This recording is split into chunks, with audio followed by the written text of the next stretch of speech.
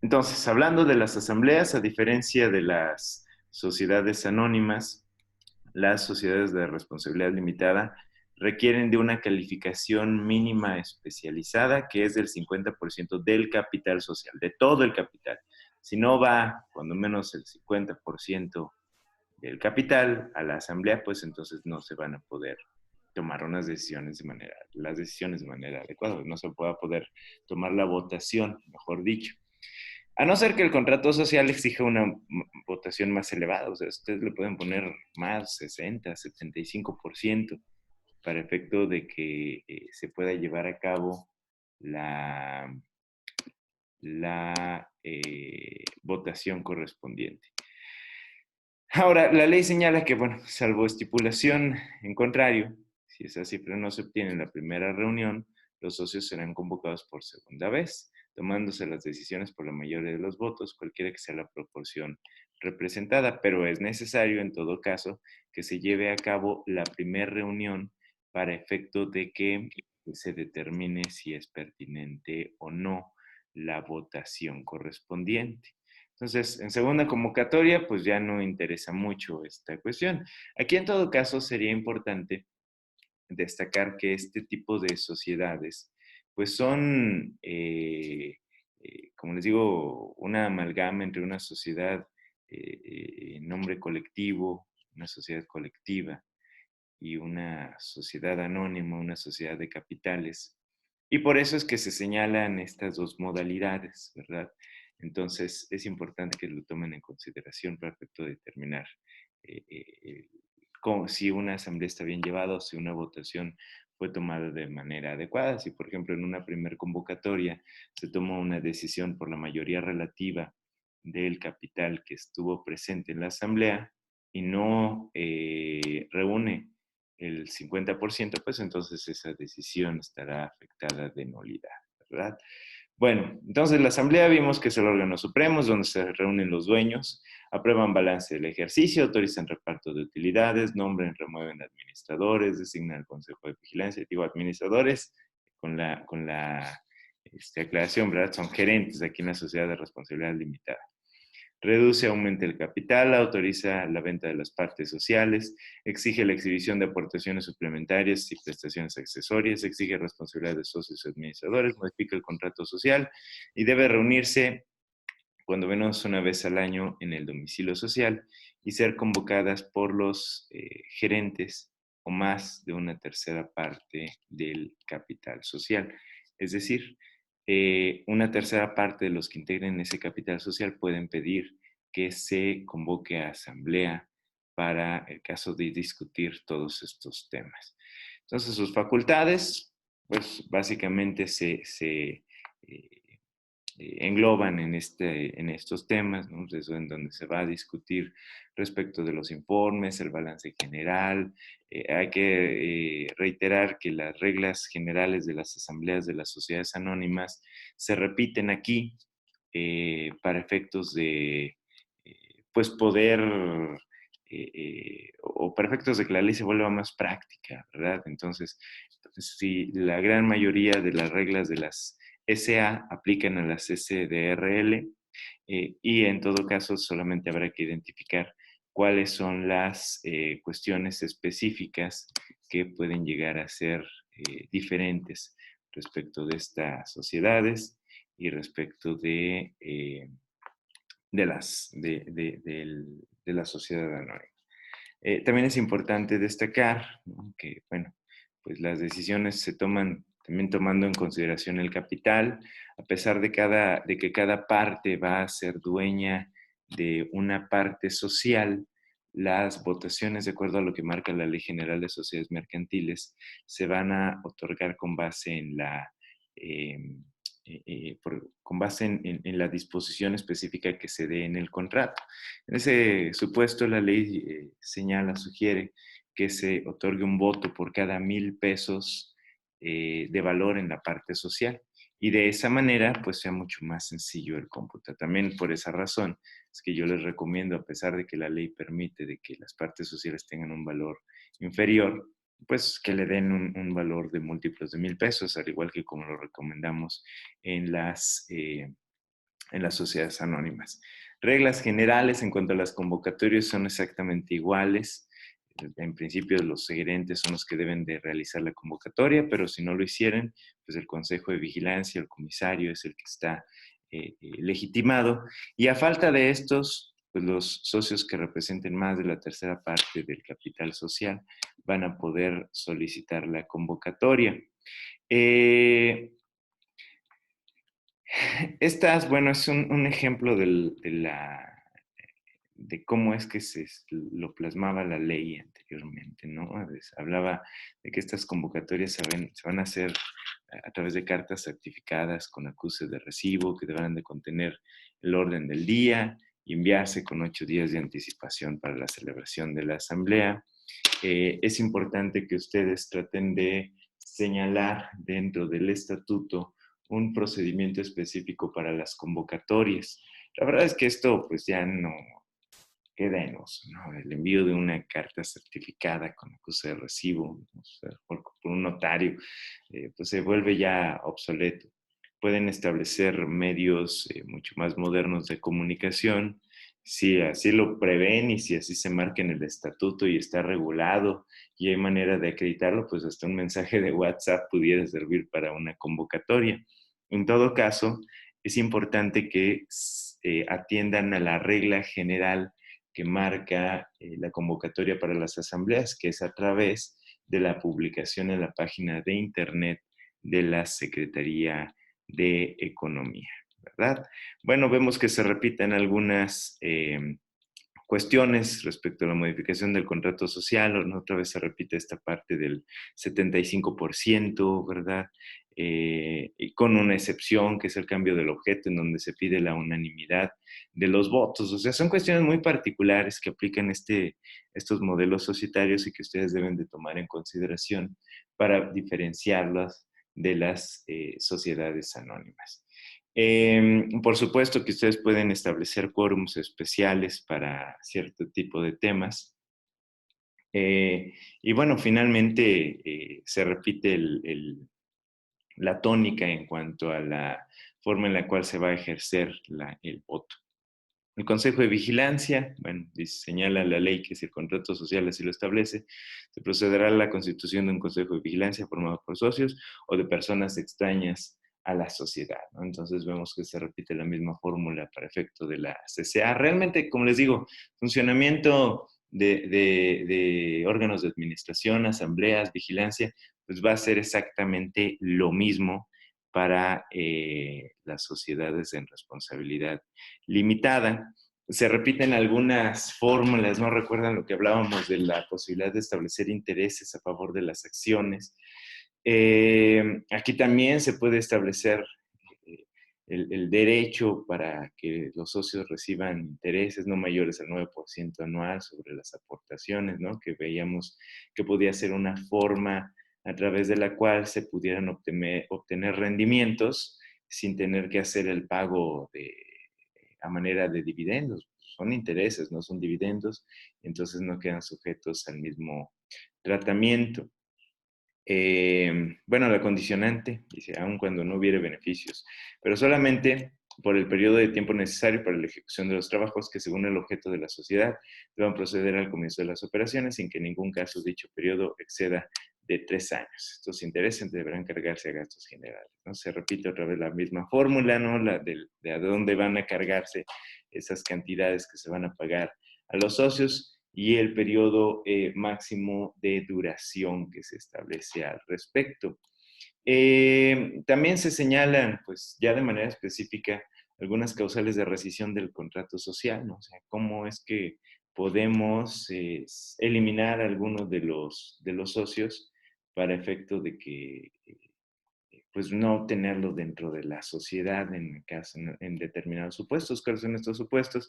Violación al contrato social, al propio pacto, ¿no? A los estatutos, ¿no? Habría que definir cuáles serían estas obligaciones en todo caso dentro del estatuto para poder identificar cómo es que se van a configurar las violaciones, infracción a la ley, uso particular de la firma social, ¿no? Y un conflicto de intereses, fraude o dolo a la sociedad. Importante, al igual que como lo comenté en la sociedad anónima, es relevante que ustedes señalen de manera específica cómo es que se va a llevar a cabo este procedimiento de rescisión del contrato social. ¿Por qué?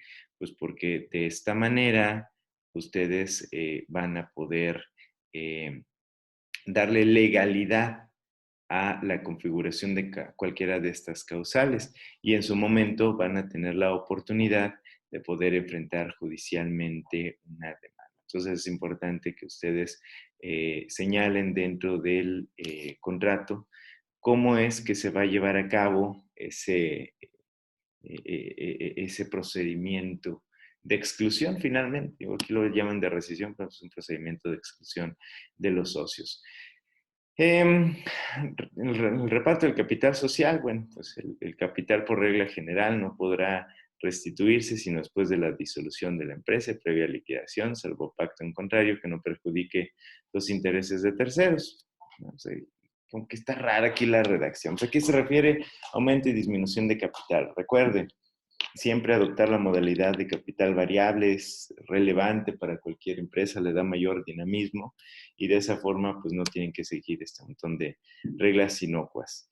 Y finalmente, pues bueno, son aplicables a estas sociedades, pues reglas generales de la sociedad anónima. Bueno, hasta aquí terminamos esta parte de las sociedades de responsabilidad limitada. Entonces, hasta aquí va a abarcar el examen de mañana y vamos a revisar las actividades. Bueno, dudas, preguntas, comentarios. No, No, licenciado. Bueno, entonces vamos a ver aquí los problemas. La verdad es que sí son un montón. Pues vamos a ver uno por uno. No sé si tengan dudas específicas, porque les mandé 4 archivos, ¿verdad? sí, de hecho sí. Bueno, sí me pasé, pobres de ustedes. Abusó de nosotros, Lick. Ustedes,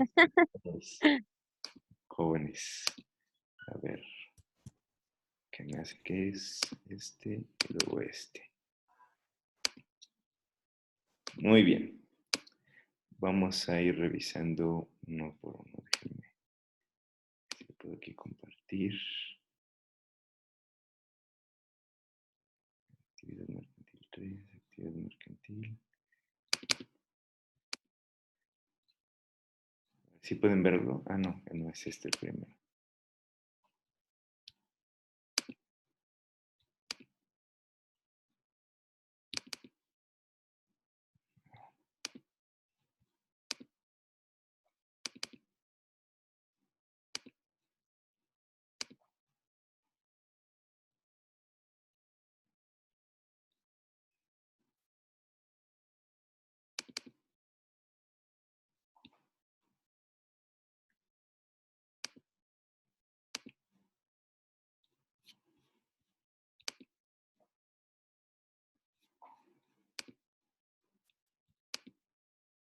A ver, ¿sí pueden verlo?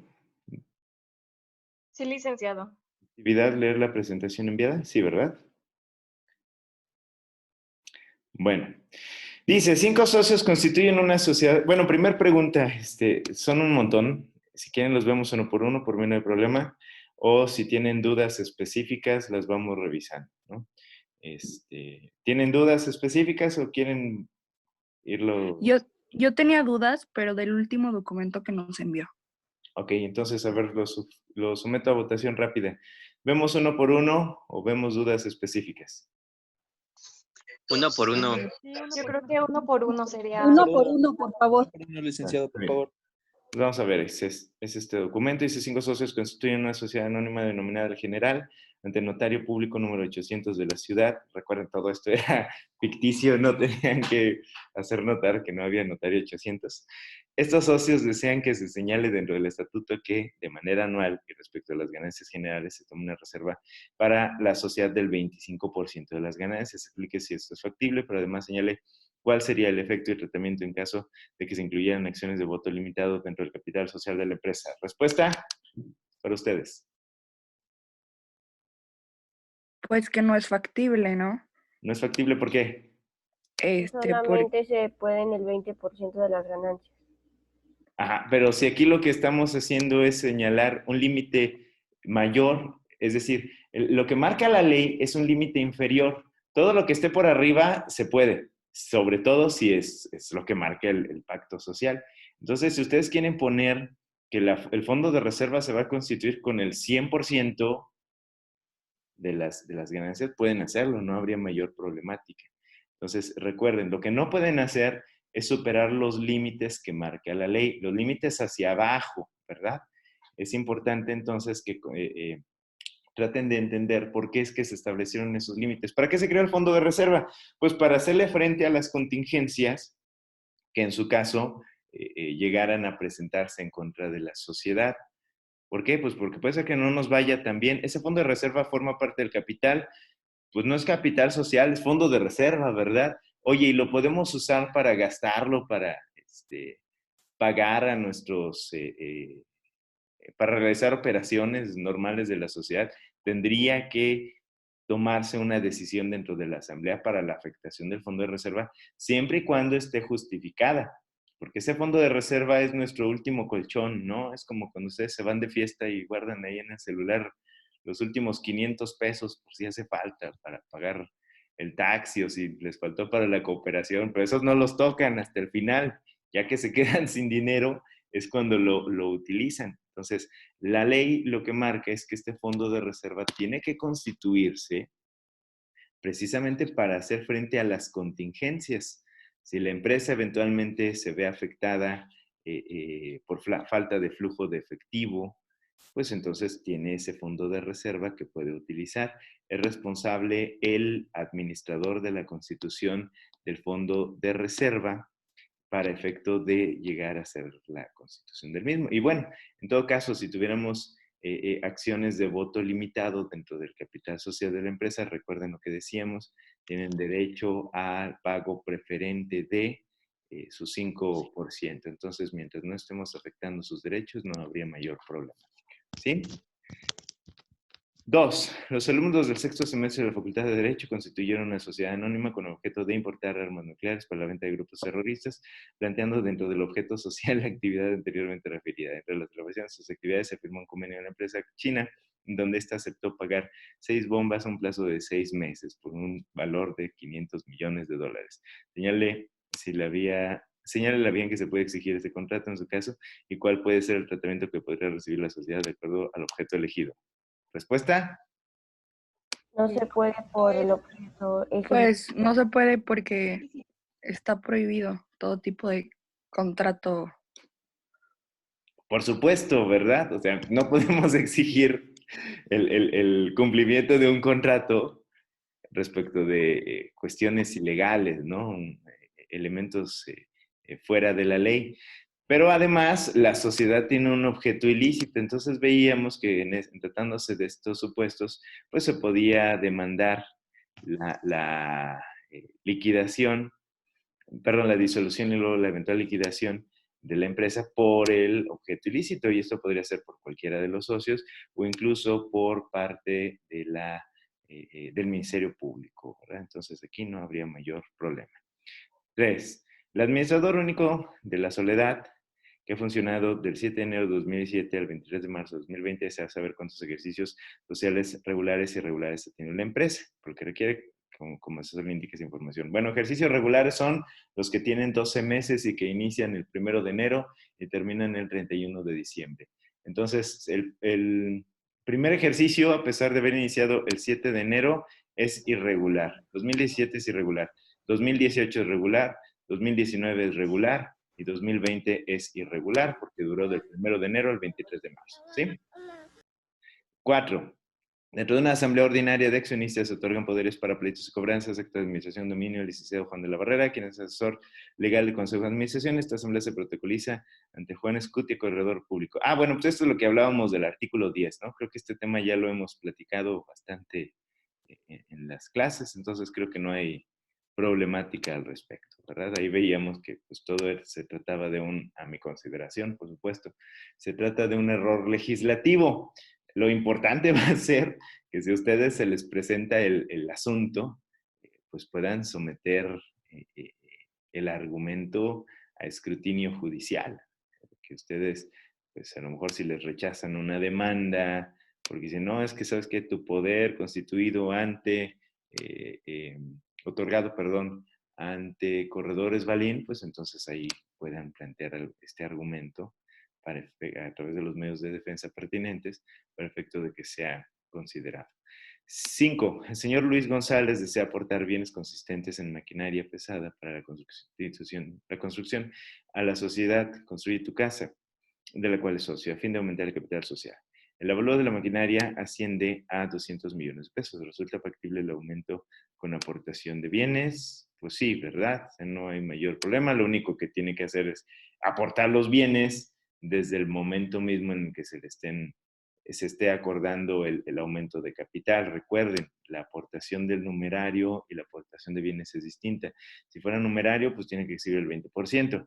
Tratándose de bienes para el uso de la sociedad, tiene que exhibirlos en el momento mismo en el que se hace la aportación. 6. Luis Fernández es aceptado como socio de la empresa La Fulanita S.A. Este aportará la cantidad de 200 millones de pesos en créditos que cuenta a su favor, cuyos deudores son una serie de personas morales, basándose estos en contratos celebrados ante el fedatario público, y en donde se determina que esta cantidad será cubierta en un plazo de 3 meses. Dada la factibilidad del crédito en el acta de asamblea en que se admitió al citado socio, se determinó que no habría responsabilidad de esta. Dadas las circunstancias y la factibilidad del pago que se iba a recibir transcurridos 2 meses, desde la celebración de la asamblea de aumento de capital, los deudores notifican vía interpelación notarial, tanto a la persona moral como al nuevo socio, la extinción de los créditos por haberse configurado y declarado judicialmente un vicio formal. Señale cuál es el tratamiento que deberá seguirse respecto a esta operación para efectos de que la empresa logre una adecuada protección de sus intereses. Bueno, en principio, este socio es responsable de la veracidad y factibilidad de cobro de estas deudas por cobrar, estos contratos celebrados. Ahora, a pesar de que en el contrato social se señale que no va a ser responsable, una vez que fueron aportados, digo, no, pues es que son contratos que son deudas que podemos cobrar de una manera muy sencilla. A pesar de ello, la Ley General de Sociedades Mercantiles marca que será nulo de pleno derecho cualquier acuerdo de esta naturaleza. Por lo tanto, él sigue siendo responsable de las cantidades que señaló que iba a aportar a la sociedad. 7. Dentro de una auditoría practicada por el SAT, se determinó un crédito fiscal a cargo de la Soberana, notificándose el 21 de noviembre de 2019. El 23 de marzo de 2020, se determinó que los socios de la citada empresa eran responsables solidarios del adeudo de la misma, al configurarse el supuesto que se refiere a la fracción 10 del Código Fiscal de la Federación. El señor Joel Pérez fue socio de la Soberana desde su creación hasta septiembre de 2019, fecha en la que se le excluyó como socio dado que cometió delitos en contra de la sociedad. Este socio considera que no es responsable de deudo solidario terminado, pues a la fecha de la notificación del crédito ya no era socio. Señale cuál sería el tratamiento de la situación. La verdad es que él sí es responsable solidario porque era socio, bueno, suponiendo que se configura el supuesto de la responsabilidad solidaria, ¿verdad? Él sería responsable solidario, pues él era socio de la empresa al momento en el que se cometieron las infracciones. Entonces, a pesar de que en septiembre de 2019 se haya ido, pues de todas maneras es respecto de aspectos que se revisaron cuando él era socio. Entonces, sí es responsable. 8. La sociedad denominada la Heroica SASB se determina la pertinencia de un aumento de capital para realizar nuevas operaciones. Sin embargo, se quiere evitar que los nuevos socios tomen decisiones hacia el interior de la sociedad y que eventualmente puedan tomar el control de la misma. Bajo este contexto, se lleva a cabo una asamblea extraordinaria en cuya acta se determina que el nuevo aumento de capital será a través de la Serie B, que tendrán limitados derechos, tanto económicos como corporativos, en el sentido de no permitirse a los accionistas tenedores de estos títulos de realizar votos dentro de la Asamblea, así como la imposibilidad de poder retirar dividendos en un plazo de 10 años. Señala, ese tratamiento es correcto. Justifica su respuesta, pues la Ley General de Sociedades Mercantiles marca que sí se pueden limitar derechos, pero solamente corporativos, no económicos. Y señala que cualquier pacto en contrario o limitación respecto a estos derechos económicos resulta ilegal. 9. El administrador único de la Internacional ha convocado durante los últimos 10 ejercicios a asamblea en donde ha determinado el reparto de utilidades a favor de los socios derivado de ganancias generadas. En 2019, la empresa fue emplazada a juicio y condenada al pago de 1.000.000 de pesos a favor de diversos acreedores, cantidad que no pudo ser ejecutada, dado que la sociedad no contaba con bienes para responder de la deuda, estaba insolvente. El abogado de los acreedores dio cuenta, a través de las actas de asamblea de la persona moral, que debieron de constituirse reservas por alrededor de 50 millones de pesos. O sea, no constituyeron las reservas de las que hablábamos en uno de los problemas anteriores, misma que no se configuraron, pues el administrador las repartió como dividendos a los socios. Señales que existe responsabilidad a cargo del administrador, socios, ¿y cuál sería el monto de estas? Pues el monto sería del administrador hasta por el monto de las reservas que debió de haberse constituido, ¿no? Lo que marque la ley o el estatuto en todo caso. ¿Los socios son responsables? Pues no, no directamente. El administrador es el que tiene que hacerlo. 10. La empresa Aceros SADCB adeuda al grupo Tortuga SADCB la cantidad de 20 millones, la cual ya fue determinada a través de sentencia ejecutoriada. La sentencia ejecutoriada pues, es aquella que ya ha constado o que ya no admite algún medio ordinario de defensa, o ningún medio de defensa, mejor dicho, en donde se demandó de manera conjunta tanto a la moral como a los socios de la deudora, a fin de que dieran cumplimiento a la obligación señalada. Aceros cuenta con un capital de 10 millones, el cual se conforma de la siguiente manera. Socio 1, 1.000.000 de pesos, pagado al momento de la constitución. Socio 2, 9 millones de pesos, que serán cubiertos el 20 de noviembre de 2020. Señale cuál es la responsabilidad de cada uno de los demandados. Pues la responsabilidad asciende hasta el monto de sus aportaciones. Si al momento en el que se estuviera realizando el cobro de este adeudo, se le podría exigir al socio que no hubiera realizado la aportación el pago de la cantidad faltante. ¿Sí? ¿Dudas, preguntas, comentarios? Licenciado, en el último problema, yo le quería preguntar, se supone que uno de los criterios para establecer ese tipo de sociedad es que los socios pues aporten un capital. Así Entonces es. mi duda era, si el socio no había aportado capital, ¿contaría como socio? Sí, sí es socio. Sí es socio, por supuesto. En todo caso, la sociedad habría estado legitimada, pues, para requerirle judicialmente el pago de las acciones, porque vemos que no cumple con el requisito, ¿verdad? Pero estaría legitimada para requerirle judicialmente el pago de las acciones. También lo que pudo haber hecho la sociedad, pues, era extinguir esas acciones o sacarlas a la venta hacia terceros. Sin embargo, pues en el caso concreto no planteamos ninguna de esas situaciones, sino que nada más marcamos a los acreedores. ¿No? Imagínense que ustedes son el acreedor. Todas esas acciones que comentamos, pues corresponden a la sociedad, y si la sociedad fue negligente, pues de modo que el acreedor se quede sin poder cobrar. Por eso es que el acreedor dice, bueno, a ver, ¿y cuánto tenían de capital? Ah, pues fíjate que este cuate faltó de aportar esta parte de capital, pues se lo podemos exigir. ¿Sí? Ujú. Sí, claro, sí, porque encontré, bueno, con ese problema sí me hice bolas porque encontré varios criterios con jurisprudencias y con lo que dice también el código y como que me contradecía mucho entre esas dos hipótesis. No, Entonces, traten de ubicar la cuestión medular. Los problemas están hechos para confundirlos. Están hechos para que ustedes desarrollen pues una capacidad de razonamiento, pero es importante que ustedes identifiquen la cuestión medular, ¿verdad? sí, claro. Bueno, Gracias. ¿pueden ver este otro? Dice un grupo de personas. ¿Sí? Sí, sí se ve. Ok. Sí, sí se ve. Que luego a veces me proyecta otras cosas que no son. Mejor les pregunto. Dice, un grupo de personas desean constituir una sociedad anónima con un capital social de 100 millones de pesos. ¿Cómo es que debería dividirse ese capital social? Señale las maneras en las que pudiera limitarse la toma de decisiones en la asamblea para algunos de los socios, diseñando debidamente la redacción de la cláusula correspondiente, pues los socios fundadores buscan mantener derechos corporativos exclusivamente para ellos, como son la designación de administradores, comisarios, sin que los socios que se unan de manera posterior puedan tener injerencia sobre tales temas. Entonces, ¿cómo lo pueden hacer? Pues dividen el capital, como les digo, lo sugiero en acciones de 1,000 pesos, crean acciones de la serie A, crean acciones de la serie B y limitan dentro del propio estatuto los derechos corporativos de las acciones de la serie B, ¿verdad? En donde se señale que las acciones de la serie A serán las que podrán votar de manera conjunta en la asamblea sobre cualquier tema y las acciones de la serie B tendrán limitados sus votos en las asambleas ordinarias y en todo caso, tendrán a su alcance las votaciones que marca la Ley General de Sociedades Mercantiles, ¿no? Una cuestión así habría sido suficiente para estos efectos.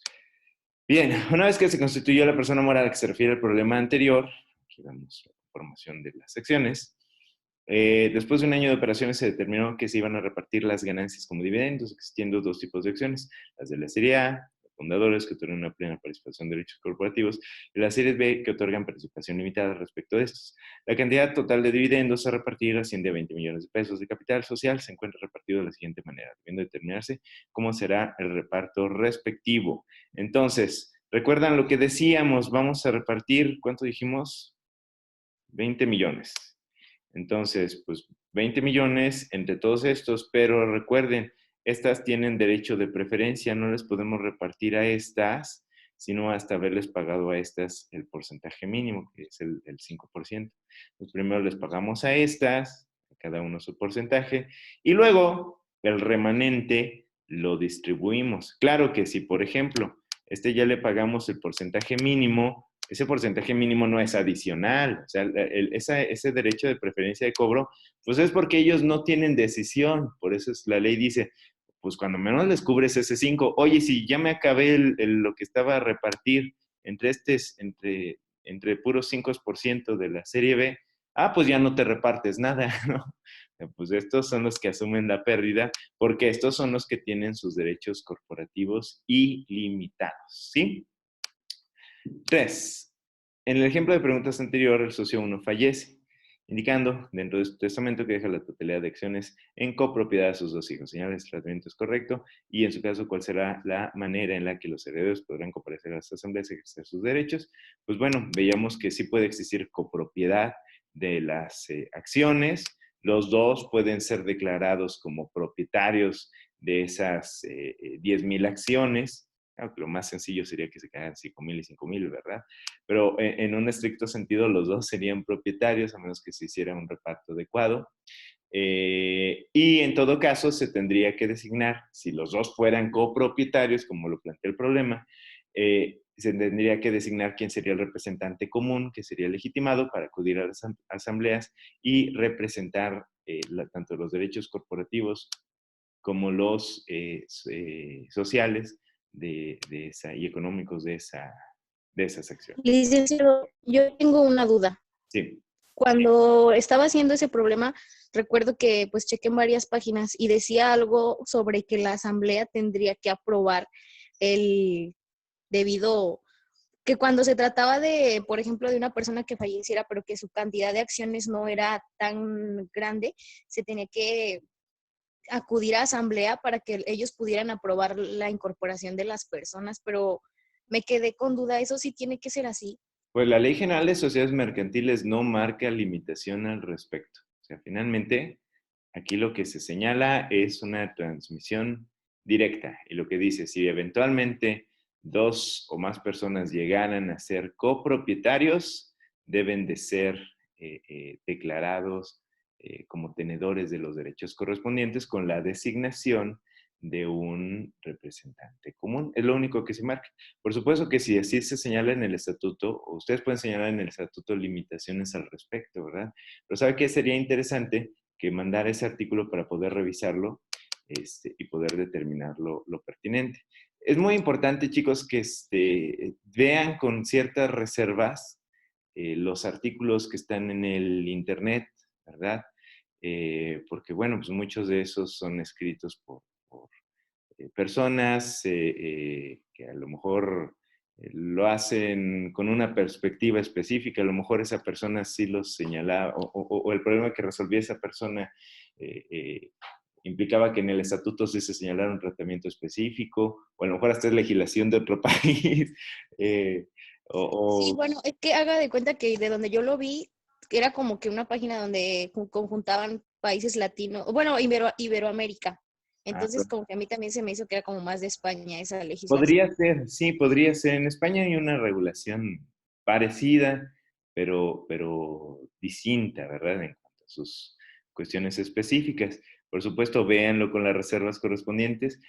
Si tienen oportunidad de estudiar la legislación de otros países y compararla con la legislación nacional, sería muy bueno, digo, no para que vayan a llevar asuntos a lo mejor en España, ¿verdad? O en otro país, pero les da idea de por qué de las disposiciones y de la regulación específica y les puede dar, pues ahí algún punto de estudio interesante, ¿verdad? O sea, finalmente, todo lo que ustedes hagan, todo el estudio que hagan respecto de estos temas, es en su favor. Entonces, eventualmente van a ver que todo esto cobra sentido y que el esfuerzo que están realizando el día de hoy les va a rendir fruto. Entonces, estudien todo lo que puedan, pero sí tómenlo con las reservas pertinentes. Reitero entonces, para efecto de la solución del problema, en la legislación mexicana no se plantea ningún tratamiento como el que su compañera señalaba. ¿Sí? Gracias. Nada más. Licenciado, Mándenme. oye, Alex, ¿puede mandar las otras? ¿Cuáles otras? Los problemas. Los videos. No, los videos. Ah, Subirlos más sí, bien. sí, ahorita los subimos, perdón, ayer tuve un día tremendo, pero ahorita los subo terminando la sesión. Y les mando también otra vez los problemas por si no los tuvieron por ahí. 3, en el ejemplo de preguntas. Licenciado, Sí. Está compartiendo otro documento. ¿Sí? ¿Qué creen? Sí, A ver, les digo que me avisen. A ver, ahí está, ¿qué se ve? ¿No? ¿Se ve la tablita? sí, Bueno. sí es ese. Gracias. Dice, en el ejemplo de preguntas anteriores, el socio 1 fallece, indicando que dentro de su testamento deja la totalidad de acciones. No, este es el mismo. Pero en 4, el ejemplo mencionado en la empresa de los comprobantes de los programas anteriores, han transcurrido 2 años desde que se firmó el pacto social ante notario público y el Consejo de Administración no ha emitido las acciones correspondientes. Señale cuáles son las opciones con las que cuentan los socios para efecto de lograr su expedición, cuáles son las consecuencias de no contar con las acciones expedidas y diseño proyecto de la acción emitida por el Consejo de Administración. Los datos conocidos deberán ser imaginados. Bueno, la acción, pues ahí en las diapositivas les puse un ejemplo de una acción, ¿no? Que puede ser utilizado para solucionar esta situación, pero ¿qué podrían hacer los socios? Pues demandar la expedición de las acciones, ¿no? Se contaba con 1 año a partir de la firma para realizar la emisión de las acciones y las consecuencias pues pueden ser graves porque, como veíamos en algunas cuestiones específicas de la Ley General de Sociedades Mercantiles, en tratándose en específico de las sociedades anónimas, para efecto de poder iniciar acciones judiciales es necesario poder exhibir las acciones e incluso depositarlas ante una institución financiera o un fedatario público, lo que nos legitima para poder iniciar las acciones legales correspondientes. Entonces, esa sería, digamos, que la solución. 5. Con base en los datos anteriormente referidos, se elabora un proyecto de registro de acciones de la sociedad de referencia. Pues esto también es bastante sencillo, ¿no? Así como lo veíamos aquí. Socio 1, fulanito de tal, tantas acciones. Socio 2, fulanito de tal, tantas acciones. Eso era más que suficiente para poder cumplir con la proyección. 6. Dentro del Estatuto de la Sociedad se determinó que para efecto de transmitir las acciones se deberá de contar con una aprobación de la mayoría del Consejo de Administración. El socio 3 desea vender sus acciones a un tercero. Sin embargo, el Consejo no aprueba la admisión de ese socio. Señale si es correcta la limitación en cuanto a la transmisión de las acciones y, en su caso, cuál deberá ser la actuación tanto del socio como del Consejo de Administración. Bueno, vimos que sí era factible entonces limitar la transmisión de acciones, ¿no? La sociedad anónima ya permite establecer limitación sobre la transmisión de acciones siempre y cuando se encuentre establecida dentro del propio estatuto, como es en el caso concreto. ¿Qué es lo que tiene que hacer el socio? Si se quiere ir, pues tiene que darles derecho de tanto a los accionistas, para efecto de que adquieran las acciones que le corresponden y en caso de que no pudiera llegar a ser factible, pues entonces esperar a dar el cumplimiento de lo que marca el estatuto o en su caso pedir la reducción del capital social para efecto de que se le pague su aportación y que de esa manera se pueda retirar. 7. Dentro del ejemplo de la sociedad anteriormente citada, se pretende hacer un aumento del capital de 25 millones. Sin embargo, el socio 1 desea aportar la totalidad del aumento, señalando a los socios 2, 3, 4 y 5 que ellos desean que la aportación la hagan todos y cada uno de los socios en la proporción que tienen la participación del capital. Los socios 6 y 10 nos desean aportar. Señale el tratamiento que deberá darse esta situación. Pero recuerden, cuando todo el mundo quiere aportar, pues todos van a tener el mismo derecho de adquirir las acciones del capital en aumento en la proporción en que participen en el capital social. Por supuesto, si estos socios, por ejemplo, no quieren participar, pues bueno, habrá que definir la aportación de estos, ¿verdad? El porcentaje que corresponde cada uno de estos, considerando el 100% esta cantidad, eliminamos el resto del capital y vemos qué porcentaje pudiera llegar a adquirir cada uno de los socios. 8. En virtud de que no se logró aportar la cantidad de 25 millones, lográndose aportar solamente 20, el presidente del Consejo consideró que resultaba pertinente que el resto fuera aportado por la propia sociedad, siendo esta tenedora de 5 millones de pesos de sus propias acciones. Señala si este tratamiento resulta correcto y, en su caso, cuál debería ser el tratamiento adecuado para esta operación. Pues no, no se puede. La sociedad anónima no puede adquirir sus propias acciones. Entonces, no es factible poder realizar esa operación. Recuerden, la única que puede adquirir sus propias acciones es la SAPI. Muy bien. Licenciado, tengo una duda. Mándenme. Bueno, en el artículo 134 dice exactamente que no se puede hacer ese tratamiento exceptuando cuando sea adjudicación judicial. ¿A qué Así se es. refiere? Bueno, pues cuando el juez, vamos a suponer que la sociedad es acreedor del socio y entonces el socio le debe 100 millones de pesos y los únicos 100 millones de pesos que tiene son sus acciones, no tiene otros bienes. Entonces la sociedad inicia el proceso judicial, obtiene una sentencia favorable y el juez dice, pues le tienes que pagar, pues no tengo, nomás tengo estas acciones. Y se le embargan las acciones o él las da en pago, salvo ese caso de excepción, la sociedad anónima no puede adquirir sus acciones. En este caso sí puede hacerlo, pero tiene que enajenarlas. No puede quedárselas, sino que tiene que hacer la enajenación de las mismas. Me parece que es un plazo de 3 meses. ¿Sí?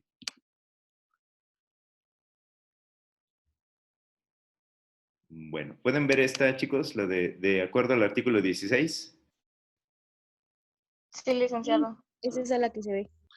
Muy bien. Dice, de acuerdo al 16 de la Ley General, el reparto de pérdidas y ganancias será en proporción a la participación en el capital social de una sociedad y a la naturaleza de los socios. En el caso concreto, ¿qué es necesario para que un socio pueda ser calificado como un socio industrial y cómo se repartirán las pérdidas respecto de ese? Bueno, el socio industrial pues es el que aporta su capital, su conocimiento, su trabajo y no reporta pérdida alguna, ¿no? Como lo veíamos.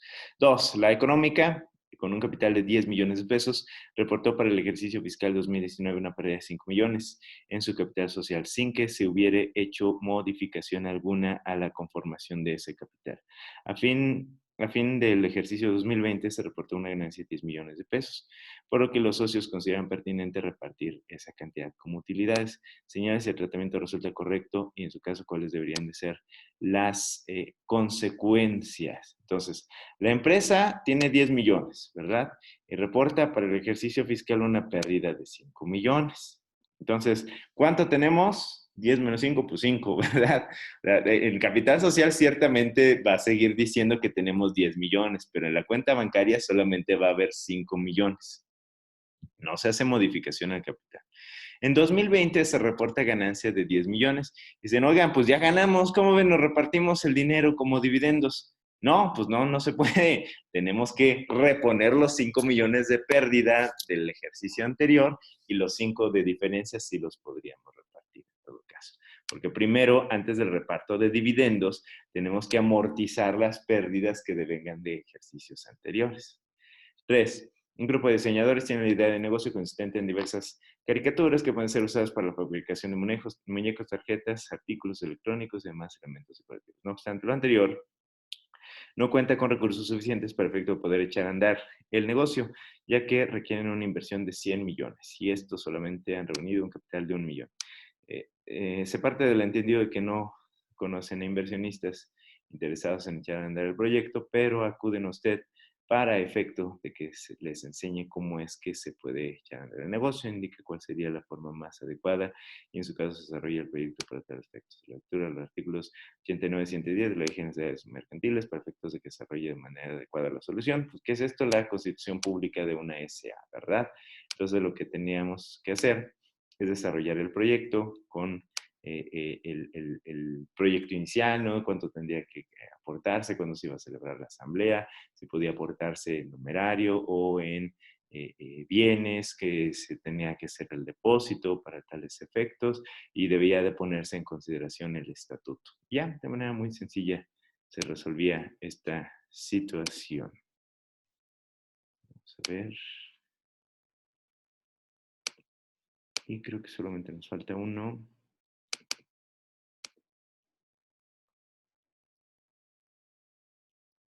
Sí, es esta. Sí. ¿Sí lo pueden ver? La sociedad denominada La Excelencia. Sí, Bien. Cuenta con 50 socios. Desea asignar administradores para efecto de que constituyan un consejo de administración. Señala si estos deben ser socios, pueden ser terceros extraños, además de indicar si se pueden establecer dentro del estatuto requisitos específicos para efecto de ser nombrados como administradores. Al momento de asignar a los administradores, se señala que los señores Luis Rocha, Joel González y Fernando Rivera, pero por una omisión en la asamblea no se señaló quién fungiría como presidente. ¿Cómo se resolvería el problema? Bueno, primero, sí se pueden establecer requisitos siempre y cuando se indiquen dentro del propio estatuto para efecto de poder ser nombrados como administradores. También la propia ley marca que el cargo podrá recaer tanto en socios como en terceros extraños. Entonces, sobre ese tema no hay problema. Pero pues no designamos quién va a ser quién. Lo que dice la ley es, bueno, si no hay designación de quién va a ser el presidente, el primero nombrado, en este caso Luis, va a ser el presidente del consejo. 2. Al término de la gestión del Consejo de Administración, a que se refiere el problema anterior, se decide convocar una nueva asamblea para designar a un nuevo consejo, aumentándose en ese caso la designación a 5 miembros. La conformación del capital social es la siguiente. Aquí tenemos socio 1, 2, 3, 4, 5, 6 y el porcentaje que tiene el capital. Y entonces viene el tema interesante. Ahora bien, al realizarse las votaciones se designan que los 5 encargos, que son presidente, secretario, tesorero, vocal 1, vocal 2, que representan 3 candidatos para cada encargo, formándose diversos bloques de votaciones por los socios 1, 2 y 6. Los vamos a marcar. Este es amarillo, bloque 1, bloque 1, bloque 1. 1 y 6, quienes conforman el 40% del capital, deciden votar en conjunto por el candidato de su preferencia. Entonces, aquí vemos, si ustedes se fijan en las votaciones de cada uno de los candidatos, 1, 2 y 6 siempre votan en conjunto. 3 y 4, que son el otro bloque,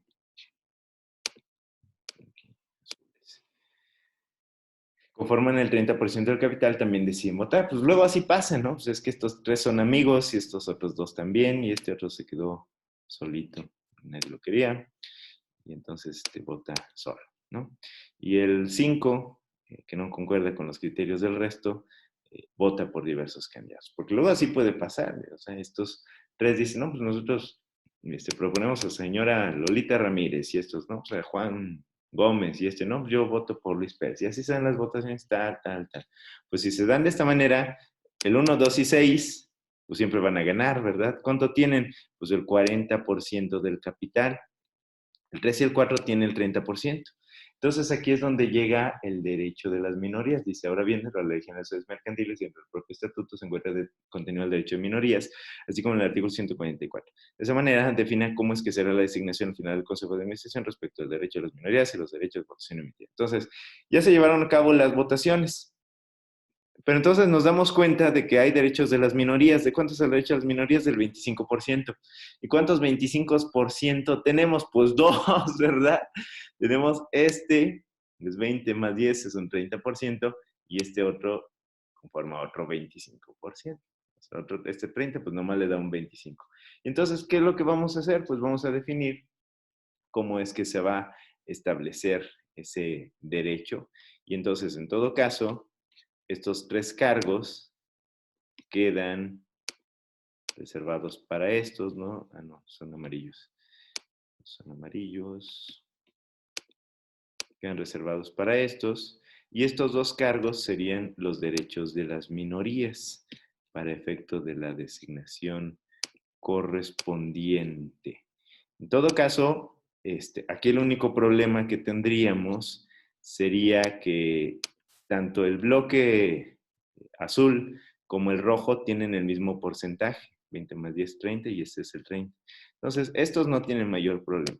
Los 3 primeros encargos serían para ellos. Lo único que tendríamos que ponernos de acuerdo es a quién se va a designar como vocal 1 y como vocal 2, porque tendrían derecho para designar el bloque azul a un consejero y el bloque rojo a otro consejero. Entonces, ya nada más es cuestión de ponerse de acuerdo sobre ese tema.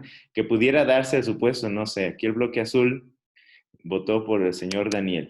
Entonces dice, no, pues yo quiero que esté Daniel. Pero a lo mejor el bloque rojo dice al final, no, es que ¿sabes qué?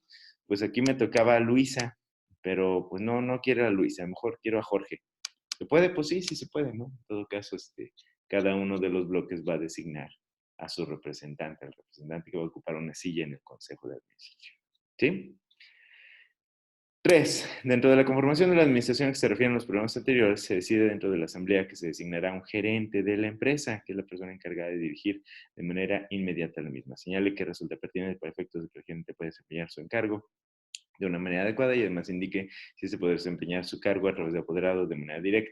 El gerente tiene que desempeñar su encargo de manera directa. Sin embargo, es necesario que sea designado por la asamblea o en caso de que el estatuto así lo prevea por el consejo de administración y que cuente con plenas facultades, ¿no? Que se le otorguen los poderes necesarios para poder realizar su gestión. Punto. 4. El Consejo de Administración designado en el punto 2 del presente cuestionario culminó su encargo en marzo de 2020, sin embargo, no se convocó a asamblea para designar nuevo Consejo de Administración. En mayo de 2020, la empresa es llamada a juicio por un tercero. Bueno, pues ya sabemos que esto no se puede porque no hay juicios, ¿verdad? Sin que todavía se hubiera hecho la designación del nuevo consejo, reiterándose que la duración del encargo culminó en marzo de 2020. El plazo para contestar la demanda es de 9 días y no existe otro apoderado facultado para dar contestación a la misma. Señale cuáles son las opciones con las que cuenta la empresa y justifique su respuesta.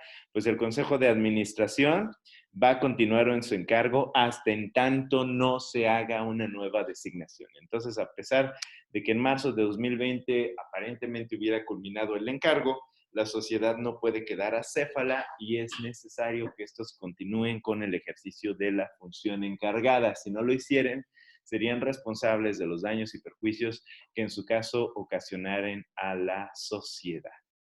¿Sí? Y con eso terminamos nuestros problemas. ¿Dudas, preguntas, comentarios?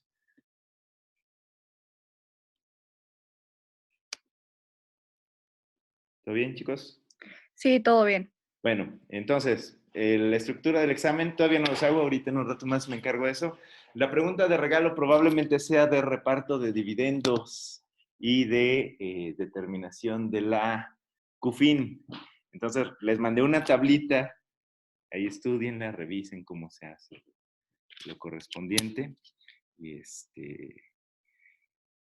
pues bueno, cualquier cuestión, hasta el día de hoy pueden formular preguntas, dudas. Ya saben que los que me han mandado notas por WhatsApp, trato de contestarles rápido. Y pues nos vemos mañana a las 9 de la mañana. Ya no nos conectamos aquí al Zoom, les mando vía WhatsApp los modelos de examen, lo contestan, le ponen al nombre del archivo su nombre completo, por favor. Terminando su examen, me lo mandan por WhatsApp y a pesar de que el archivo tenga su nombre, agréguenme un mensajito otra vez con su nombre y me lo mandan por correo. Tendríamos 2 horas a partir del momento en el que recibieran el mensaje. Digo, ¿por qué? Pues porque a lo mejor les llega 9.1, ¿verdad? O sea, traba alguna cosa, 9:1, 9:2, 9:5, entonces a partir de entonces serían 2 horas, ¿sí? Licenciado, ¿no nos puede dar más tiempo? Para contestar, Sí, Y por favor. pues a las 12 o a la 1. Pues a la 1, ¿cómo ven? a la 1, sí. Yo termino mi clase a la 1. La una. Entonces, a la 1 está bien. Sí, estoy de acuerdo, chicos. Y así es, tengo mayor Ok, ustedes. ¿Sale? sí, gracias. Gracias. Entonces, nos vemos mañana. Cuídense. Gracias. Dale, gracias. Igualmente, licenciado.